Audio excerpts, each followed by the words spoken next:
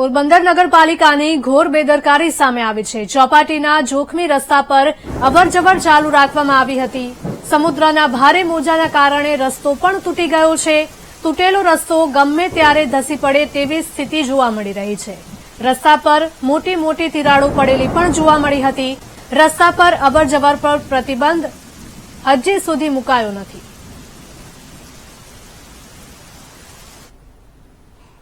સંવાદદાતા ચેતન જોડાયા છે ફોન લાઈન પર। ચેતન, જણાવશો કે પોરબંદર ચોપાટીવાળો જે રસ્તો છે ત્યાં તિરાડો પડી છે, મસ્ત મોટા ખાડા પડી ગયા છે, રસ્તો તૂટી ગયો છે, છતાં પણ લોકોની અવરજવર ચાલુ છે। જી, ચોમાસુ સિઝનને લીધે દરિયો છે તે ગાંડોતુર બનતો હોય છે। દરિયાના મોજા છે તે સ્મશાનની દિવાલ સુધી પહોંચી રહ્યા છે ને તેના લીધે રસ્તાનું જે છે તે નિકંદ નીકળી ગયું છે। નીચેના ભાગથી જે ભરતી નાખી હોય તેની ઉપર રસ્તો બનાવ્યો હોય, પરંતુ સંપૂર્ણપણે રસ્તો જે છે તે અત્યારે તૂટી ગયો છે। નગરપાલિકાનો જે ભ્રષ્ટાચાર છે તે રીતે આ રસ્તો તૂટ્યો છે।